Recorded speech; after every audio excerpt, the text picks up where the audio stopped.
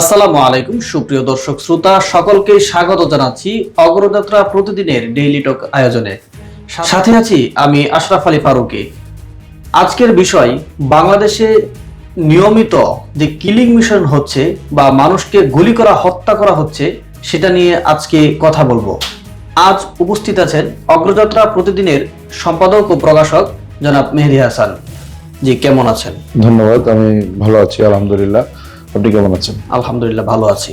আপনার কাছে জানতে চাইবো, বাংলাদেশে যে চলমান যে কিলিং মিশন বা মানুষকে প্রকাশ্যে গুলি করে হত্যা করছে এই বিষয়ে আপনার কাছে জানতে চাইবো। এই পর্যন্ত কি পরিমাণ মানুষকে গুলি করে হত্যা করা হয়েছে 24 গণঅভ্যুত্থানের পর থেকে, এবং কি জন্য হচ্ছে এগুলো নিয়ে একটু যদি বলতেন আমাদের। ধন্যবাদ, খুবই গুরুত্বপূর্ণ একটি প্রশ্ন। 2024 সালের 5ই আগস্ট যে গণ অভ্যুত্থান হয়েছিল ছাত্র জনতার, সেই গণ অভ্যুত্থানের পর থেকে অদ্যাবধি, অর্থাৎ এখন 2026 সালের জানুয়ারি মাসের আজকে 9 তারিখ যথাসম্ভব, আজকের দিন পর্যন্ত আমি যেটা দেখলাম একটা সমীক্ষায় বা বিভিন্ন গণমাধ্যমে প্রকাশিত সংবাদ অনুযায়ী এবং পুলিশ রিপোর্টের যে রেকর্ড থাকে, সব মিলিয়ে 350 থেকে প্রায় 510টির মতন গুলিতে হত্যা, মানে গুলি করে হত্যা করা হয়েছে এমন ঘটনা ঘটেছে 5 আগস্ট 2024 সালের পর থেকে অদ্যাবধি প্রায় 510টির মতন, 350 থেকে 510টির মতন। যদিও অনেক ঘটনা এভাবে মানে গণমাধ্যমে উঠে আসে না, অনেক ঘটনার সিমটম ভিন্নও থাকে, কিন্তু এটাকে বলা যায় একটা সংখ্যা।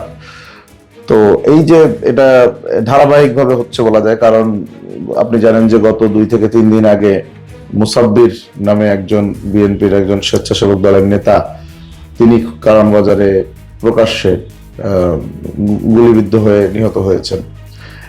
এর আগে যদি ডিসেম্বর মাসের কথা বলি, তখনও কিন্তু নির্বাচনের যে তফসিল ঘোষণা করা হয়, তফসিল ঘোষণার ঠিক পরদিনই কিন্তু ওসমান বিন হাদি, যিনি ঢাকা 8 আসনের একজন প্রার্থী ছিলেন, যার মৃত্যুতে গোটা দেশ উত্তাল হয়ে উঠেছিল, সেই ওসমান বিন হাদিকে কিন্তু গুলি করা হয় 2025 ডিসেম্বরই, মানে গত মাসে। তো এই ঘটনাগুলো কিন্তু ধারাবাহিকভাবে ঘটছে। তারও আগে আপনার চট্টগ্রামে আমরা দেখেছি যে এক বিএনপির একজন প্রার্থী নির্বাচনে যখন প্রচারণা চালাচ্ছিলেন, তখন সেই নির্বাচনী প্রচারণায় গুলির ঘটনায় 2 জন সম্ভবত মারা গিয়েছেন। তা এখন যে বিষয়টি ঘটছে, আমরা কন্টিনিউ দেখতে পাচ্ছি ধারাবাহিকভাবে যে গুলির ঘটনা প্রতিনিয়ত বেড়েই চলছে, এবং ধারাবাহিকভাবে এই ঘটনাগুলো আসলেই উদ্বেগের কারণ। যদিও এই ঘটনাগুলোকে নির্বাচন কমিশন বা বিভিন্ন রাজনৈতিক দলের তরফ থেকে বলা হচ্ছে বিচ্ছিন্ন ঘটনা, কিন্তু আসলে বিচ্ছিন্ন ঘটনা না, এটা যথেষ্ট আশঙ্কা করার মতো বিষয়। কারণ এখানে সবচেয়ে বড় শঙ্কার বিষয় যেটা, সেটা হলো যে 5 আগস্ট 2024 সালের 5 আগস্ট গণ অভ্যুত্থানের পরপর সারা দেশের থানাগুলোতে কিন্তু আক্রমণ হয়েছিল এবং থানাগুলোর অস্ত্র লুট হয়েছে। একটা থানায় নানান ধরনের অস্ত্র থাকে, পিস্তল, AK-47, টাইপ 56 টাইপের অনেক অটোমেটিক রাইফেল থাকে, থানার জব্দ করা অনেক রাইফেল, আগ্নেয়াস্ত্র থাকে, সেগুলো সব কিন্তু লুট হয়েছে। অধিকাংশ থানার, পুরো থানার লুট হয়েছে। তো সেই অস্ত্রগুলো এই যে 2-1.5 বছর, প্রায় 2 বছর হতে চললো, এই 2 বছরও বা 1.5 বছরও কিন্তু সেই অস্ত্রগুলোর 100 ভাগের 20%ও পুরোপুরি উদ্ধার হয়নি। তার মানে এখনো 80 ভাগ অস্ত্র কিন্তু মাঠে আছে, যদিও সেনাবাহিনী, সন্ত্রাসীদের। এবং হ্যাঁ, এখানে একটা কথা উল্লেখযোগ্য যে 5 আগস্ট আসলে যে থানাগুলো লুট হয়েছে, থানা থেকে অস্ত্র লুটের যে ঘটনাগুলো, সেগুলো তো সাধারণ জনগণ ঘটায়নি। কারণ সাধারণ জনগণ তো মূলত অন্যায় অবিচার এগুলো থেকে মুক্তি চেয়েছে, তারা তো অবশ্যই এই অস্ত্রগুলো সরায়নি। তাহলে এগুলো সরিয়েছে অবশ্যই সন্ত্রাসী, যারা সন্ত্রাসী মানসিকতার, তারাই অস্ত্রগুলো, পুলিশের অস্ত্রগুলো চিনে জানে, ব্যবহার করতে পারবে তারা। এবং পরবর্তীতে বেশ কয়েকটা খুনের ঘটনায় বা মোহাম্মদপুরে আমরা দেখেছি যে একটা ক্যাম্পে, বিহারি ক্যাম্পে গোলাগুলির ঘটনায়ও কিন্তু পুলিশের কাছ থেকে লুট করা অস্ত্র ব্যবহার হয়েছে। এছাড়া ভাঙ্গা মাওয়া এক্সপ্রেসওয়েতেও একজন তরুণীকে গুলি করা হয়েছে কিন্তু পুলিশের থানা থেকে লুট করা অস্ত্র দিয়ে। আপনি এটা পিস্তল তখনই লুট করবেন যখন আপনি এটার ব্যবহারটা জানেন। এবং আমি এখন মনে করি যে এই অস্ত্রগুলো শুধুমাত্র সন্ত্রাসীদের হাতেই যায়নি, বরং দক্ষ শুটারদের হাতে গিয়েছে, যারা শুট করতে পারদর্শী, খুব দক্ষতা রাখে এই সমস্ত বিষয়ের উপর, তাদের হাতেই আছে। এবং শঙ্কার বিষয় হলো যে এই অস্ত্রগুলো কিন্তু উদ্ধার হয়নি। তো বলা যায় না, সামনের দিনগুলোতে এ ধরনের হত্যাকাণ্ড আরো বাড়তে পারে, কারণ মাঠ পর্যায়ে অস্ত্র অনেক আছে। এবং এটা তো থানার অস্ত্র লুট করার ঘটনা বললাম, কিন্তু এর বাইরে বাংলাদেশের 3 পাশে কিন্তু ভারতীয় সীমান্ত, আর ওদিকে মায়ানমারের সীমান্তের কথাও যদি বলি, যে মায়ানমারেও কিন্তু এই মুহূর্তে যুদ্ধ অবস্থা বিরাজ করছে, এবং যুদ্ধ অবস্থা বিরাজ করলে সেখানে অস্ত্র, গোলাগুলি, বারুদ, এগুলা কিন্তু কোনো আহামরি ঘটনা না। পিস্তল, বন্দুক সেখান থেকে কন্টিনিউ ঢুকছে বাংলাদেশের মধ্যে, সেই ইনফরমেশনও কিন্তু আমরা দেখতে পাচ্ছি। এর পাশাপাশি ভারত থেকেই বরাবরই বাংলাদেশের সন্ত্রাসীদের হাতে অস্ত্র আসে, পিস্তল আসে। বাংলাদেশের সন্ত্রাসীরা যে পিস্তলগুলো ব্যবহার করে ম্যাক্সিমামই কিন্তু ভারতে বর্ডার পাস হয়ে আসা, বিশেষ করে চাঁপাইনবাবগঞ্জ বর্ডার থেকে সবচেয়ে বেশি পিস্তল আসে, এরকম একটা অনুসন্ধানী রিপোর্ট আমরা এর আগে করেছিলাম। এবং এর বাইরে আরো বিভিন্ন সীমান্ত এলাকা দিয়েই অস্ত্র আসে। তো অস্ত্র, ভিতরের অস্ত্র তো আছেই, পুলিশের লুট করা অস্ত্রই এখনো উদ্ধার হয়নি।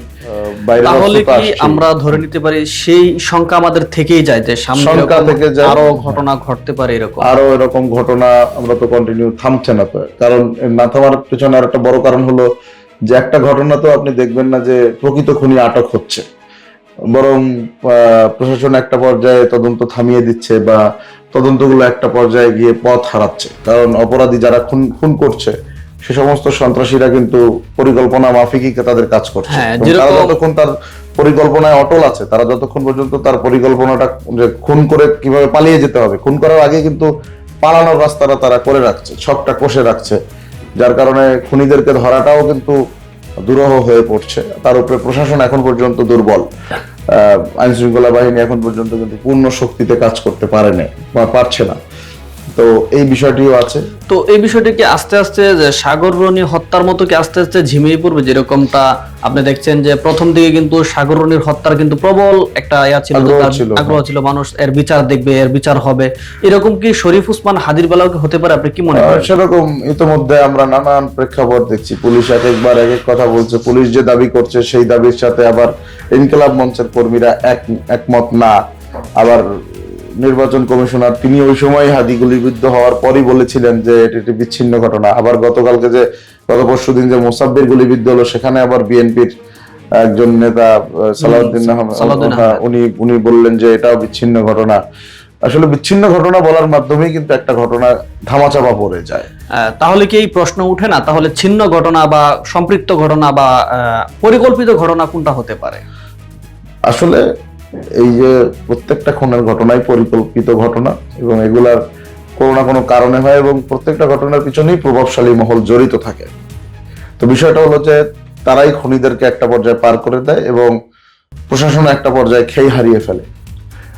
এইটা হলো বিষয়। এখন এই পরিস্থিতি থেকে আসলে উত্তরণের কোনো উপায় এই মুহূর্তে জাতির সামনে আমি দেখতে পাচ্ছি না কন্টিনিউ, কারণ যতদিন না পর্যন্ত অবৈধ অস্ত্র উদ্ধার হচ্ছে পুরোপুরি প্রকৃতভাবে, আইওয়াশ হলে চলবে না, প্রকৃতপক্ষে অস্ত্র উদ্ধার হতে হবে। সেটা যতদিন না হচ্ছে ততদিন পর্যন্ত আসলে শঙ্কা, কারণ আপনার আশেপাশেই কিন্তু ভেসে বেড়াচ্ছে সেই অবৈধ অস্ত্রগুলো, কোনটা যে আপনার দিকে তাক হচ্ছে আপনি নিজেও বলতে পারেন না। ধন্যবাদ আপনাকে। এতক্ষণ আমাদের অগ্রযাত্রার সম্পাদক এবং প্রকাশক তিনি জানিয়েছিলেন যতক্ষণ পর্যন্ত সন্ত্রাসীর কাছে এই আগ্নেয়াস্ত্র থাকবে ততদিন পর্যন্ত আমরা নিরাপদ থাকবো না, এরকমটা কিন্তু তিনি জানিয়েছেন। সম্মানিত দর্শক, এতক্ষণ আমাদের সাথে থাকার জন্য ধন্যবাদ। আমরা পরের পর্বে নতুন কোনো বিষয় নিয়ে আলোচনায় উপস্থিত হব। দৈনিক অগ্রযাত্রা প্রতিদিনের সাথেই থাকুন। ধন্যবাদ। অগ্রযাত্রা প্রতিদিন, নির্ভীক প্রত্যয়ে উজ্জীবিত।